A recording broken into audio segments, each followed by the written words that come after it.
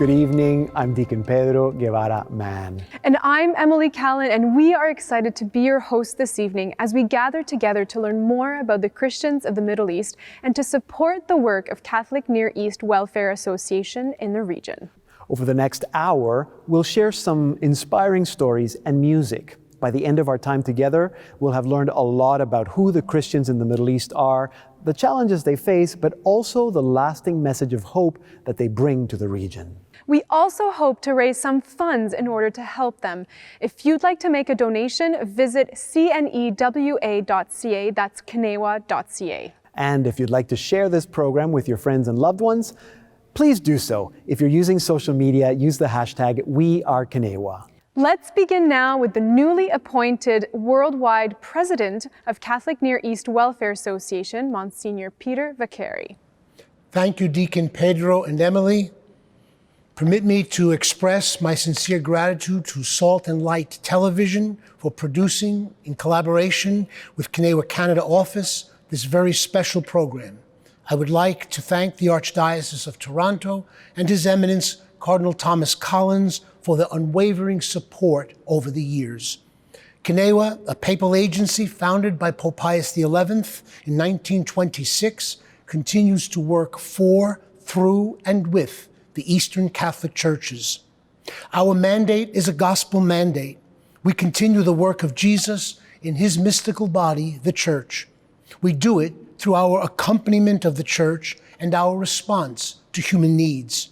We seek to work with the local papal representatives and representatives of the local Eastern churches in the need for holy and pastoral ecclesial leadership, child care initiatives, care for the poor, the marginalized, health care, and refugees.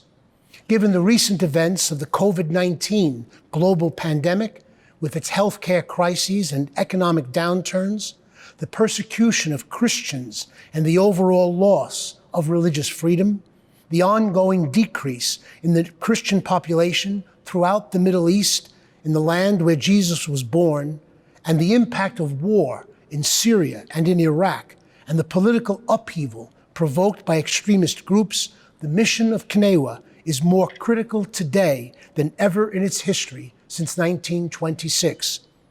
What an appropriate title has been chosen for this program, Witness to Hope. October 2020 marks the 10th anniversary of the Special Synod on the Middle East convoked by Pope Emeritus Benedict XVI. Its theme was a call to witness, the theme which has been selected for our program, Witness to Hope. Thank you. Thank you for the generosity of your sacrificial offering, whatever it may be. Thank you for watching and spreading the word about CNEWA in your own communities of family and friends. Let me conclude with an excerpt from the Regina Caeli prayer offered by Pope Francis on the occasion of his visit to Bethlehem in May 2014. Our Lady is the one who more than any other person contemplated God in the human face of Jesus. Mary, watch over our families, our young people, and our elderly. Watch over those who have lost faith and hope. Comfort the sick, the imprisoned, and all who suffer. Watch over the church's pastors and the entire community of believers. May they be salt and light in this blessed land. Thank you, and may God bless you.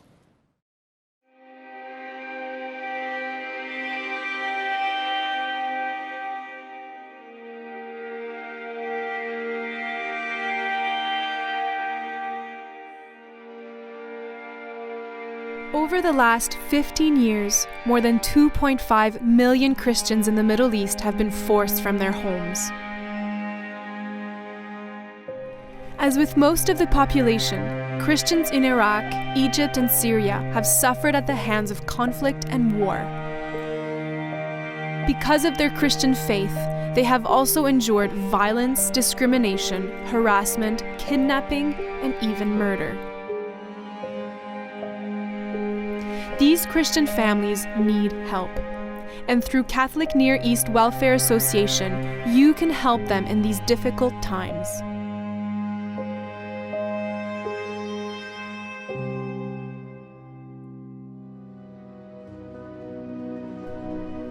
Founded in 1926 by Pope Pius XI, CNEWA holds a unique mandate to accompany the historic Eastern Catholic churches, which date from the time of the Apostles in the Middle East, but also in Northeast Africa, India, and Eastern Europe.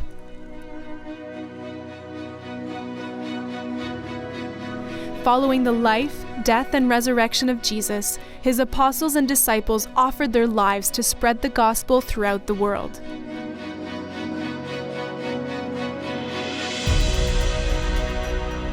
Our faith first took root in the Middle East, in the cities of Jerusalem, Antioch, and Alexandria. We are indebted to our Christian brothers and sisters in the Middle East, for they have kept the faith of Jesus alive for 2,000 years. Their struggles, their pain, their needs are our own. We have an obligation to support them and to help them keep the faith alive and strong.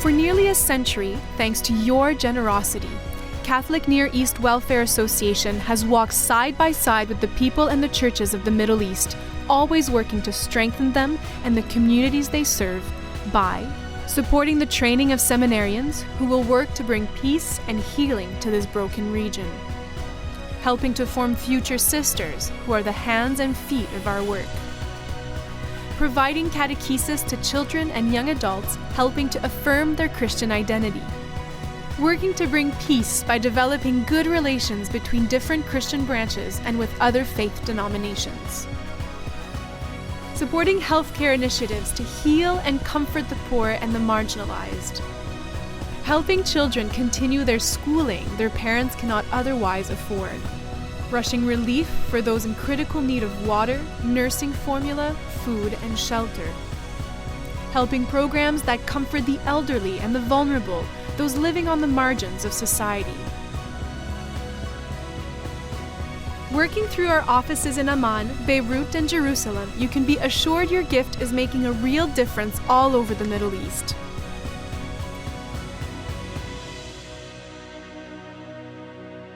Together, inspired by the gospel, united in prayer, and driven by a desire to help, join us in keeping a strong Christian presence in the Middle East and heal our broken world.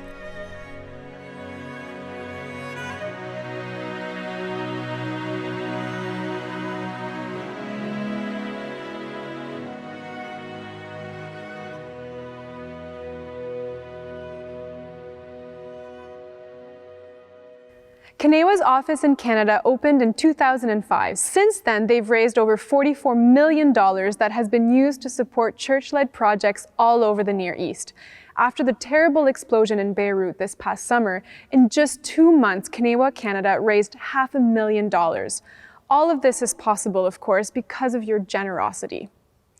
One of CNEWA's supporters is the St. Ephraim Syriac Catholic Choir from Laval, Quebec. Here they are with a medley of hymns from the traditional Syriac liturgy, composed by the ancestral fathers of the Syriac Church. When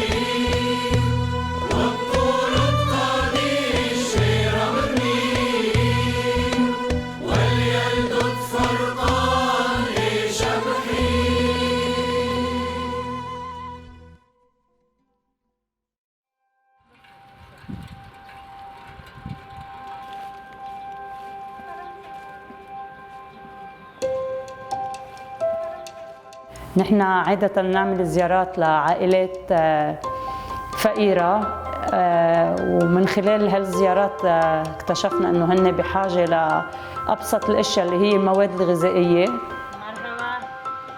Because of the crises in Palestine, Iraq, and Syria, there are some 1 million refugees in Jordan, a situation that has greatly strained the economy. And now, because of the pandemic, many more families are in need of food, not just refugees, but Jordanian families as well. Those hit especially hard include the day-to-day laborers who lost their jobs, widows and divorced women without breadwinners, families with members who are sick, and those with physical disabilities. يعني مثل ما قلت بالأول إنه هن عائلات فعلاً ما عندهم شيء أبداً، فبأبسط الأشياء المواد الغذائية اللي كتير أساسية مش شيء سبيشال يعني كنا عم نقدر نوصل لهم إياها ليقدروا يأمنوا لقمة العيش. Working with the Franciscan Missionaries of Mary, the CNEWA office in Amman reached out to families most affected and provided them with the most basic: rice, beans, lentils, milk, cooking oil, and tomato sauce to last them up to 2 months. We got the help from the outside, 1 or 2 volunteers for the outside, but actually for us in this community, the mission is in the name of the community, so all of our sisters participate from the preparation and the supporting and also the prayer during the COVID, because we need all the security. So I think our sisters participated all together. The families were visited by Sister Serafina and Sister Josiane, who voluntarily took the risk of traveling from one house to another in different districts and areas in Jordan.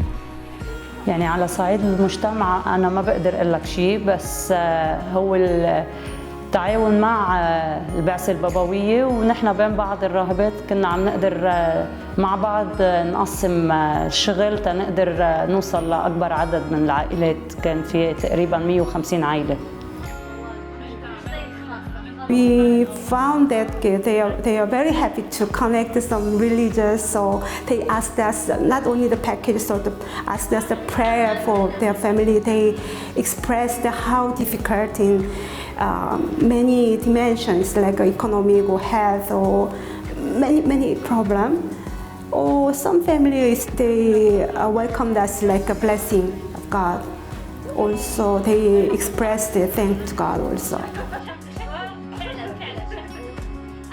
Family, they are very happy with this beneficial one packet, but still they need more.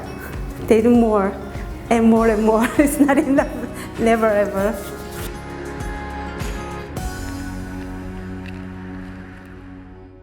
I first learned of CNEWA in 2012 through my membership in the Catholic Women's League of Canada. I had recently visited the Holy Land and I wanted to do something to help the Christians living there. And donating to CNEWA has given me that opportunity. Christian organizations provide a wide variety of social services in the Holy Land that would otherwise not be available to many. And the support these organizations receive from CNEWA helps them in providing these services.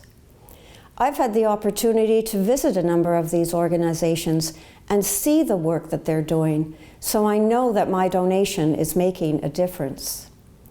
If you can, please consider making a donation to CNEWA. Because of a series of conflicts since 2003, about 2.5 million Christians have left the Middle East, beginning with the invasion of Iraq, then the Israeli war against Hezbollah in Lebanon in 2006, then the Israeli-Gaza wars of 2008 and 2014, the Arab Spring uprisings, the subsequent war in Syria, and the war against ISIS in Iraq from 2014 to 2017. In order to learn more about who these Christians are and why it is so tragic that they are leaving, I spoke with a group of experts. Cardinal Thomas Collins, Archbishop of Toronto, Father Peter Galazza of the Sheptytsky Institute of Eastern Christian Studies, Pascal Debanet, Middle East Coordinator at the Section for Migrants and Refugees in the Dicastery for Promoting Integral Human Development in the Vatican, and Carl Haytu, National Director of CNEWA Canada. We met at the Sheptyski Institute at the University of Toronto. Well, thank you all for being here with us. Let's just start with probably the most basic question, although I think it's a difficult question. And Father Peter, I'll ask you to help us understand, who are the Christians that live in the Middle East and the Near East? So essentially we're talking about anywhere between 12 and 14 million Christians. They reside, they live in an area basically going from Egypt all the way to Iran. And whereas 100 years ago, anywhere between 1 in 4 or 1 in 5 people in the Middle East would have been a Christian, today it's more like 1 in 20. So in other words, in the last 100 years, the decline in the Christian population in the Middle East has been just, shall we say, precipitous, if not catastrophic. And the reason that that's in addition to being tragic, it's also ironic in that we're talking about Christians who, in some instances, are direct descendants of the early Christians, the apostles themselves. And the fact that they've been diminishing in their numbers so consistently during the last century is a lot of, during the last century, it's for centuries now, for 1,400 or 500 years, they've been experiencing persecution, but it's especially during the last 100 years that they've been fleeing the Middle East. Yeah, and it's concerning for a lot now. Pascal, you're joining us from Rome. You are one of these Christians from the Middle East. You're Lebanese Canadian. It's important that we have Christians in the Middle East. What is the role, would you say, that the important role that Christians in the Middle East play? Well, I think the role of the Christians in the Middle East, first of all, is to be Christ among the persecuted nations. It's the vocation of all Christians. And we represent Christ through the sacraments, our baptism, through the Eucharist, and it's a role to bear witness to Christ in a world which does not know Christ. Second, it's to be like Christ. This year, during the World Day of Migrants and Refugees, dedicated to internally displaced people, the Holy Father chose as a theme, like Jesus, forced to flee, remembering the flight of the Holy Family to Egypt, and also that Christ lived the same conditions in which we lived until he was persecuted to the point of martyrdom. As Christians, we are the image of Christ in front of non-Christians. Our vocation is love and love unto death. And the third and last point would be to give Christ through hope, be a bridge of reconciliation and forgiveness in a post-war society that needs reconciliation. Christians are protagonists, not victims, often being a link between the Sunni and the Shiite community. It is a way of living a human fraternity through our evangelization.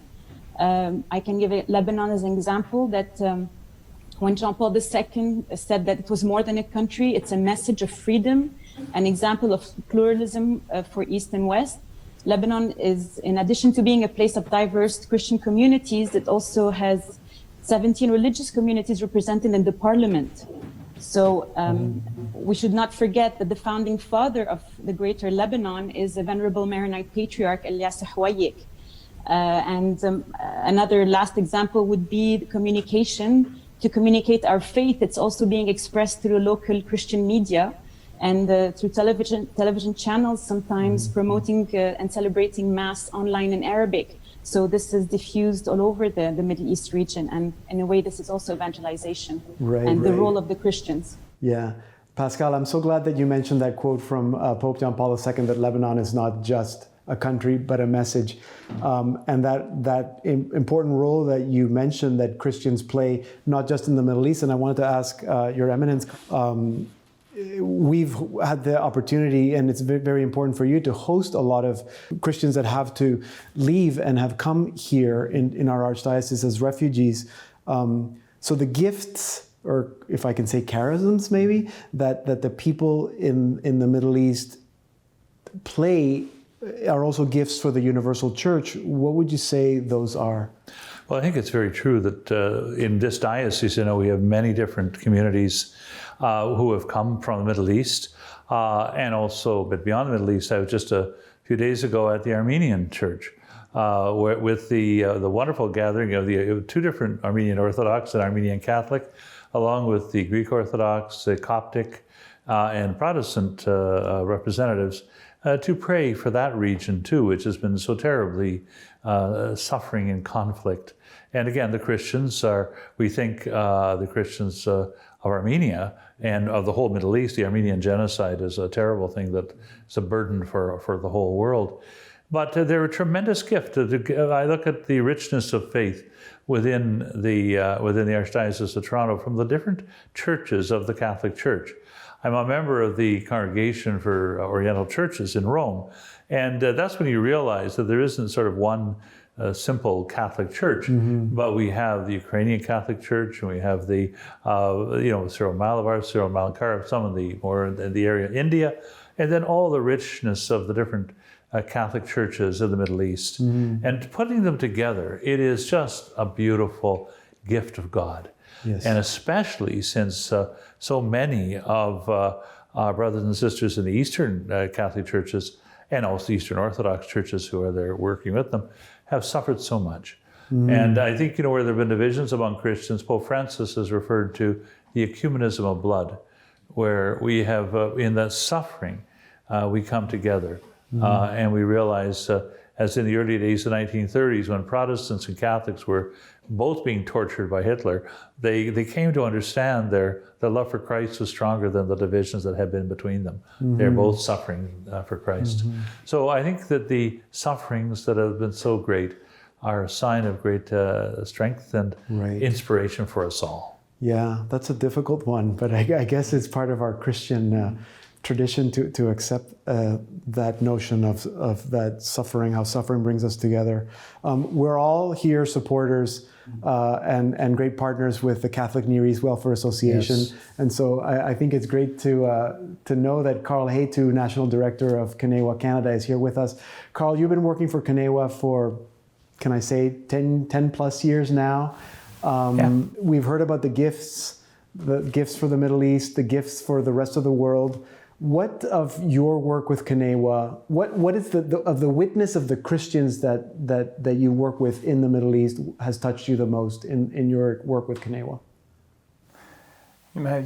Deacon Pedro, I've been in the Middle East several times over the last 15 years, and it's been just amazing. Each trip for me is uplifting, is a teaching. I think the Christians of the Middle East have to teach us some basic about their commitment, should I say even their obedience to the teachings, to Jesus himself. They really see their life as a vocation, and there's nothing that's going to be in their way of the love, of sharing the love of Christ. And I can only think of so many people I've met, one in particular, Father Stephanus from Egypt, a Coptic Catholic priest there, who all his life I've met in 2004 and met a few times 10 years later.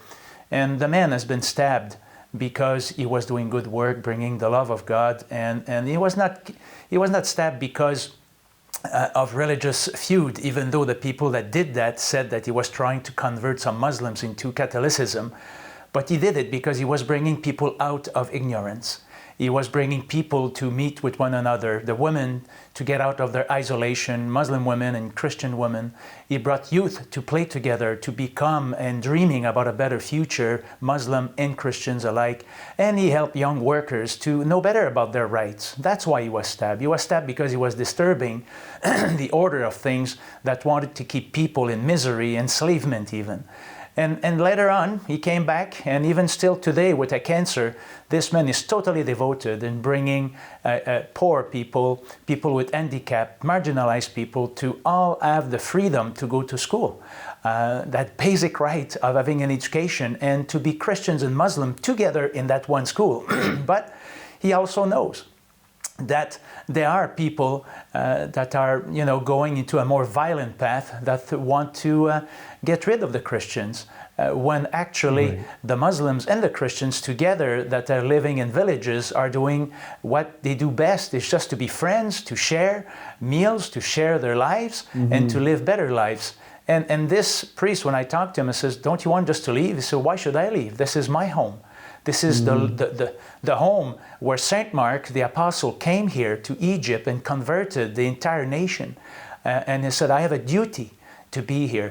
It's the love I have to bring." So that story alone tells me all I need to know when I come here in Canada to move on things. And there's so many other stories like this one. It's just like inspiring. As we just heard, Christians have an important role to play in the Middle East. That's where Christianity began. These Eastern Catholic churches were founded by the very apostles themselves. The Assyrian Church and the Chaldean Catholic Church, both based in Iraq, can trace their faith back to St. Thomas. Armenian Christians were first received into the faith by the apostles Bartholomew and Thaddeus, and the Coptic Orthodox and Catholics in Egypt were introduced to the faith by St. Mark the Evangelist. Can you imagine the Holy Land without Christians?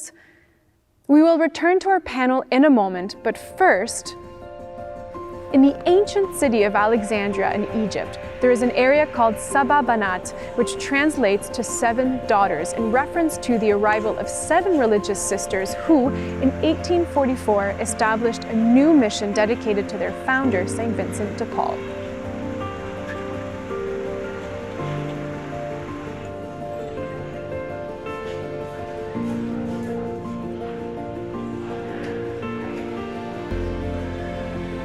Sister Simone is the manager of their clinic, which provides medical services to some 800 patients a day. Since the arrival of the coronavirus, that number has increased, and so have their challenges.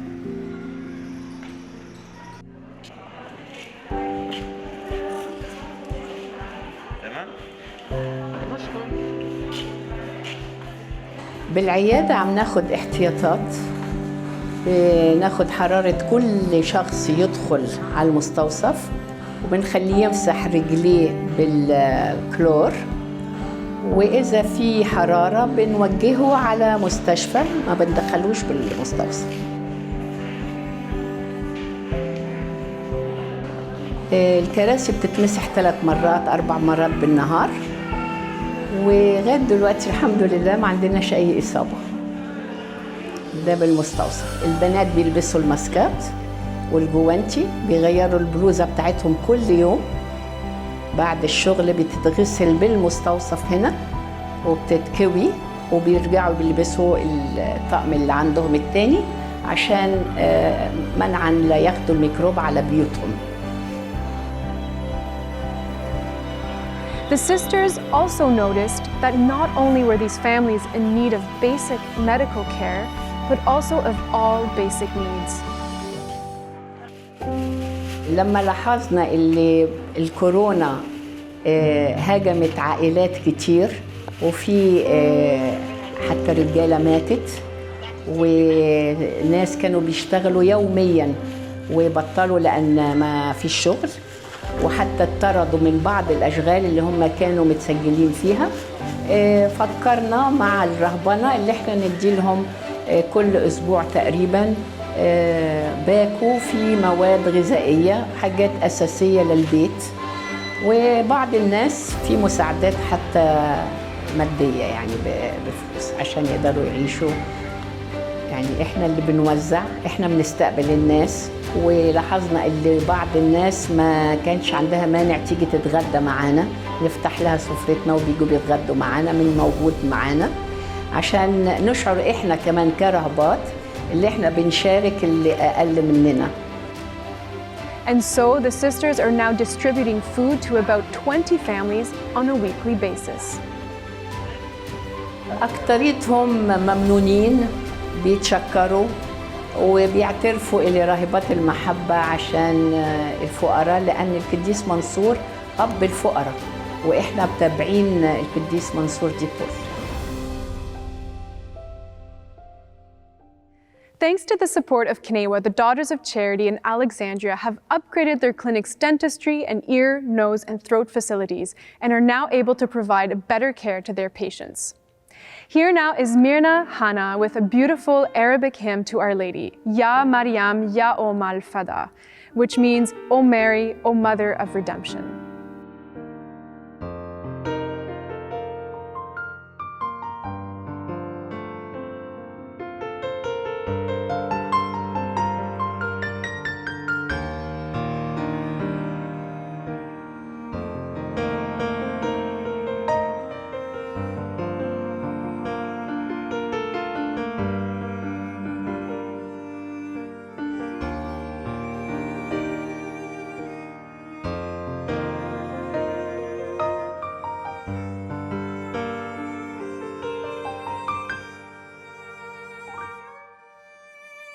يا مريم يا أم الفداء لنا دواء وشفاء اطلبي لأبنائك أن يزال عنا العناء يا مريم يا أم الفداء لنا دواء وشفاء اطلبي لأبنائك أن يزال عنا العناء ابعثي فينا الأمل امسحي كل الدموع باركي كل عمل باسم الغالي يسوع ابعثي فينا الأمل امسحي كل الدموع باركي كل عمل باسم الغالي يسوع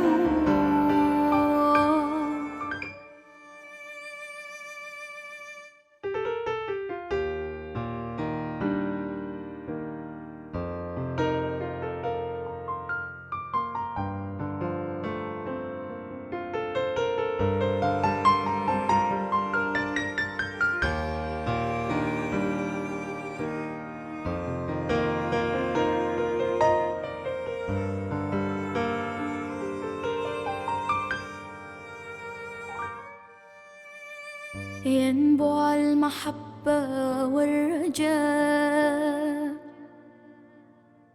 مملوءة طيبة وصفاء ملهم أنا بحبك يا ملكة السماء ينبع المحبة والرجاء مملوءة طيبة وصفاء ملهم أنا بحبك يا ملكة السماء ابعثي فينا الأمل امسحي كل الدموع باركي كل عمل باسم الغالي يسوع ابعثي فينا الأمل امسحي كل الدموع باركي كل عمل باسم الغالي يسوع أنت نجم أنت نور يا شمس المشاعر للورد أنت عطر يا طيف البشاير أنت نجم أنت نور يا شمس المشاعر للورد أنت عطر يا طيف البشائر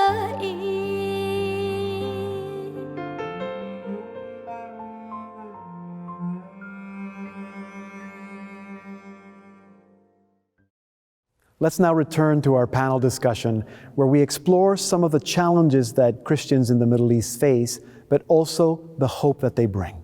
Earlier, we're speaking also about the reasons why Christians are leaving the region. I thought maybe, Carl, if you could, and I know that there's probably many challenges, but what would you say are the main challenges in the Middle East? I think if we look at the Middle East, there's been a very a tough moment that started with the invasion of Iraq in 2003 by the United States and Great Britain. That unleashed the forces of evil all over the Middle East, I assure you, starting with Iraq, as Father Peter has just told us, and it's still going on, the division, the war, the wanting of power and wealth and resources. It's just nonstop. And then we had the ongoing conflict with Palestine and Israel, with now a very difficult illegal occupation of the land of Palestine by Israel, making all kinds of restrictions. Gaza is totally blocked from, nobody can get out and in barely with permits.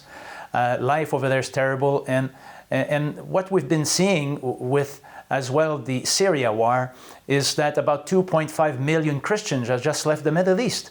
And so it tells us that when there are instability politically, economically, socially, and especially in open war like we're seeing in Iraq too many times in the last 17 years and the last 9 years in Syria, it's clear that the first victims, of course, everybody's victim equally, but on top of that, being a Christian left you open from attacks from other people, radicals that use this opportunity to attack the Christians and destroy the very good work they're doing in social work, education, reaching out to the marginalized, the refugees, the displaced. It's just amazing the work the Christians can do, and it's very sad to see that this instability of war creates this large movement of population that are just fleeing their place. And I think the big threat right now to Christians is those conflicts. We absolutely need peace. Peace is a must in the Middle East, for all the Middle East, for all the people, but in particular to the Christians that are suffering so much. And when you have a village of Christians leaving, they don't come back, it's gone. And so this is, I think, the major challenge, and we see it in Lebanon as well. Yeah, Pascal, I wanted to hear your experience, but Carl just made me think that obviously the challenges is not just how challenges affect Christians, but how these challenges affect Christianity. If you want to let us know what you think about that. It's the fear that is being threatened is that the Christian presence in the Middle East is decreasing, and this is a fact. It's due to persecution, to mass migration, and it's worrying. It's accumulation of crisis, socioeconomic crisis, and Carl mentioned them already. But I like to hope and remember that it all started with 12 fearful men who were also persecuted. Yet the Lord brought peace to them, and this is what Carl was saying, we want peace, and this is what Jesus Christ brings us. He brings us peace, so we do hope that there's something greater than what has been lived. Now there is this big cry that the youth is a sign of hope in the Middle East, and this is the big danger that the youth is leaving now. I was talking to the Bishop of Beirut 2 days ago, and he was saying that they are seeing the continuity of mass migration, starting from Iraq, then Syria, and now the youth are saying it's our turn in Lebanon, now we have to go. And he was reminding us that it's easier for a Christian Lebanese to leave than to stay, and we have to remember that. One last point would be that I would like to mention is the coordination among churches. Sometimes there's a lack of unity. There's bad management of resources, weak cooperation. In our pastoral orientation on internally displaced people that we published this year in our section, in the section of migrants and refugees, we mentioned how to overcome these challenges. And it's and this booklet is actually to help the diocese, the church, people who are working with the church to set up fund programs to promote community participation in economic and social life beyond initial emergency. To have transparent management of resources, to actually denounce any case of corruption by humanitarian workers, agencies, governments, local churches that divert funds from programs, because we want these programs to reach the people and to have clear international accountability system. And then there's the importance of cooperation and joint work in coordination among Catholic actors, better coordination effort among actors, avoiding competition, recognizing the primary responsibility among bishops, and promote establishment of local, national, international Catholic networks like CNEWA, which will actually be sharing best practices, information, and resources. That's great. I'm glad, Pascal, we're talking about challenges and you brought in hope, which is where I think we should end. And I was going to ask Cardinal Collins, Your Eminence, what signs of hope do you see in the Middle East? Well, I see great signs of hope. In the midst of all of this suffering, there's a great joy and there's a tremendous fidelity to our Lord Jesus. And also what I've noticed so often, and when communities who have experienced such persecution, such suffering, there is a spirit of mercy and forgiveness. I remember going to, sadly, as I go often to the Coptic Orthodox parish cathedral, not so much to celebrate, but more to join with them in mourning various persecutions and martyrdom. And yet I find in there not as with all of the Christians in the Middle East, not a bitterness and not an anger, but the love of Christ. And that's a sign of hope for all of us. It is for all of us. Father Peter, what signs of hope have you seen? Well, along those same lines, if I might just make a plug for a video that has gone viral during the last couple of years. It's the video of the 21 Coptic Orthodox Christians being martyred in Libya. I was brought to tears when I saw that, especially, I suspect there are different versions, but there's one version where a Coptic Christian is commenting on this. And, you know, everyone here has been talking about the love, the forgiveness, the lack of resentment. You know, anybody who knows anything about suffering is so moved by the ability of these people who have suffered so much to continue forgiving. And when you see something like that, you know that the Lord is indeed risen. The world may not believe it. There may be won't be a lot of global strategic significance for the West to help the Christians, but in the end, we know that our Lord reigns, and He reigns precisely because of the testimony of people like the 21 martyrs and all of the other martyrs throughout the Middle East. So for people who center their lives in Jesus Christ, is profound source of hope. Yeah, great witness for the whole world, especially during these times we're living. Carl, I'll let you have the last word. What signs of hope have you seen? Well, I see it, of course, in all the people I've met over times that are continuing despite the odds, always there, ready to give their life, and they're not afraid about it. Maybe they don't tell me they're afraid, maybe down deep they are, but they don't show it. And this is a great motivator for me. But also it's to see how the people here in Canada are responding to all the campaigns, the awareness information that we've raised here in Canada about what's going on in the Middle East and the Christians of the Middle East, and the response of people. I've met a lot of Canadians that are inspired by what they've heard. They're inspired in their daily lives, finding their roots as Christians down in the Holy Land and all over the Middle East. And I think it just shows we're one human family, and all connected through Christ wherever we are. And I really feel it. I feel it here. I feel it when I go abroad, and that's really inspiring. Yeah, and I guess I should say that there's hope in the work that is being done by you. Dioceses like the Archdiocese of Toronto, the Shiptyski Institute, the Dicastery for Integral Development, and other dicasteries in Rome, the work of the Church, and of course, the work of Catholic Near East Welfare Association. So thank you all for helping us understand the situation a little better today. Thanks. Thank you, Peter. I've been truly blessed to experience firsthand the deep faith of many Christians from across the Middle East. My own family has roots in Egypt and Lebanon. Like so many, we were saddened by the negative stories in the news. We wanted to do something. So we started baking and selling kunafa, a Middle Eastern dessert, Danny's favorite, at Mass at our parish. We chose to send the money collected to CNEWA, and with our kids even made a project board to help educate people in our parish on the amazing diversity of rites and liturgies found throughout the Eastern churches. I myself and the people we've talked with are really moved by the rich heritage of these ancient churches and the work they do in providing health, education, and care. Supporting CNEWA has allowed us to feel less helpless, like we can actually do something, and it's also given us a great opportunity to teach our kids what it means to be Christ's hands and feet. By now you have heard the names of many of the Eastern Catholic churches: the Maronites, the Melkites, the Armenians, the Syriacs, the Chaldeans, Ukrainians. Did you know that there are 23 Eastern Catholic churches in total? Because of their important history, in 1917, the Holy See created a department called the Congregation of the Catholic Eastern Churches.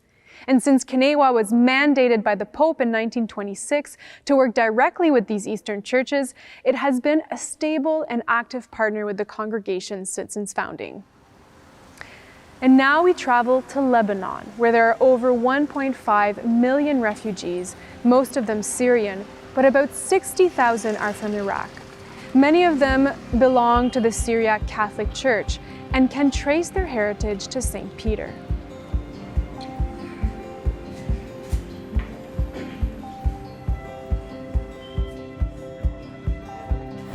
وقت اللي اجوا هون على لبنان كانت الظروف كثير صعبة نفسيا، جسديا، روحيا.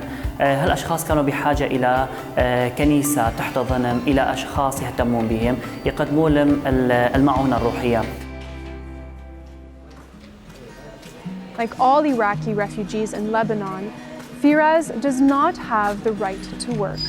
His wife and 2 children suffer from eye problems. When his wife had to undergo a cataract surgery, the cost was covered by the center. تهجرت من العراق إلى لبنان. وضع الاقتصادي يعني تعرفين انت هنا بلبنان شغل يوم اكو يوم ماكو، 10 قاعدين، ايجارات، اكل، مواد. هذه بالنسبة يعني الإرسالية الحمد لله والشكر توزع علينا، يعني توزع لنا قسائم، مواد غذائية. هسه سويت عملية لمرتي مي زرقاء، وتعرفين انت ساعدوني. صراحة الوضع كل يوم يزداد سوء من خلال مرافقتنا للعائلات الموجودة هون بلبنان، ولكن الأسوأ كان بحادثة انفجار مرفأ بيروت. أول شيء أعاد الذكريات الأليمة للمهجرين العراقيين هون من خلال ذكرياتهم بالعراق وما عاشوه من ألم واضطهاد. وأيضا الشيء الثاني كان أنه في عائلات كثيرة تصوبت، عائلات كثيرة فقدت منازلها من جديد، عائلات اضطرت أنه تنتقل من منطقة قريبة من الانفجار إلى مناطق أبعد لكون الضرر كان كبير. ولكن البطريركية منذ اللحظة الأولى كمان بنهار الانفجار أنا تعرضت للإصابة أنا وبنتي. الكنيسة كمان إرسالية العائلة المقدسة ساعدتنا بهالشي بمصاريف المشفى وبمصاريف التكسير اللي صار بالبيت.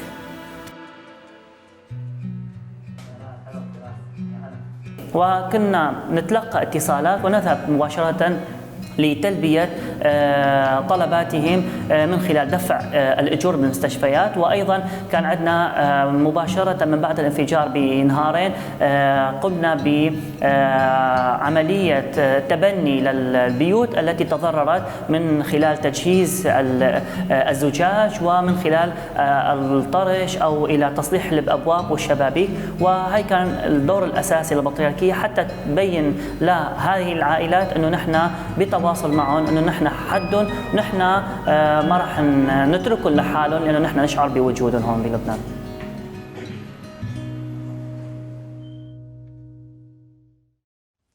Thanks to the help of CNEWA, Father Ronnie is able to help alleviate the suffering of these people who may never be able to return to their homes.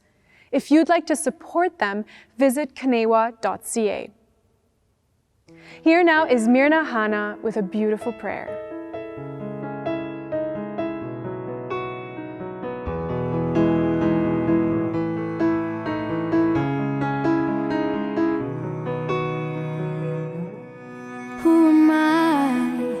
That the Lord of all the earth will care to know my name, will care to feel my hurt.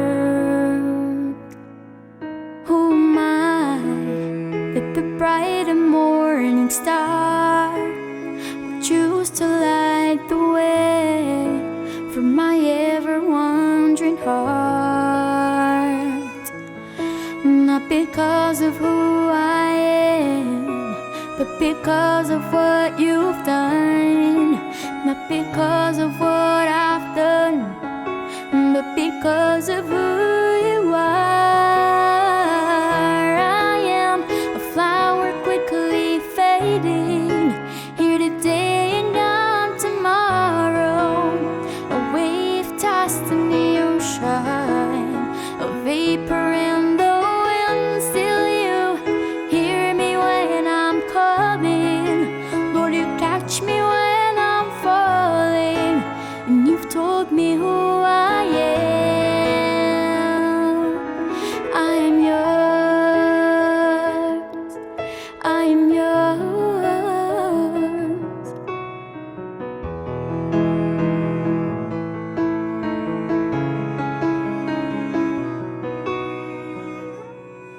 Who am I that the eyes that see my sin would look on me with love and watch me rise again?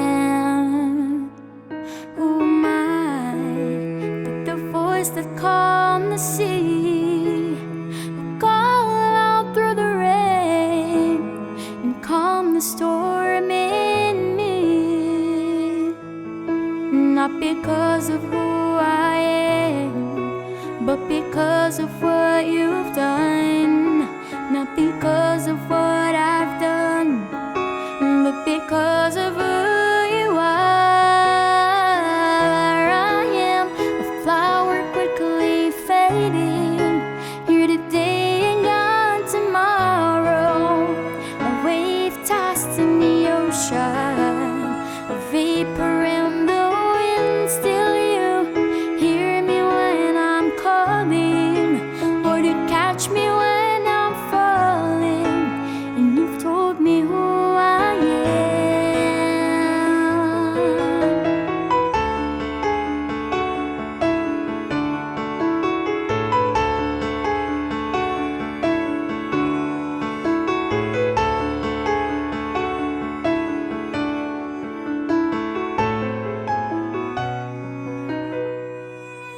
Not because of who I am, but because of what you've done. Not because of what I've done, but because of who you are. I am a flower quickly fading, here today and gone tomorrow. A wave tossed in the ocean, a vapor in the wind. Still you hear me when I'm calling. Lord, you catch me when I'm falling, and you've told me who I am. I am yours. I am yours.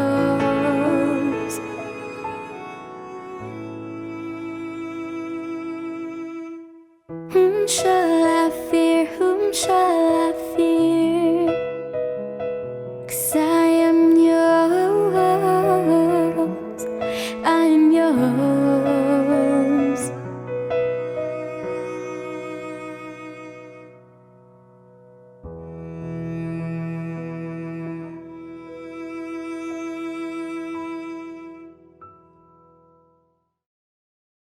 That brings us to the end of our time together. We thank you for your support of Christians in the Middle East. Be assured that they're keeping you in their prayers. Yes, and that is something that we can do also. Pray for them. Pray for the Middle East, and pray for the Middle East Christians who are living all over the world. We have so much to learn from the perseverance, commitment, and sacrifice of these Christians. They need us, and we need them to continue our mission as Christ taught us. And remember that there is hope, because Jesus Christ is alive, and it is Christians who bring the light of Christ into this region that has been so plagued with conflict over the centuries.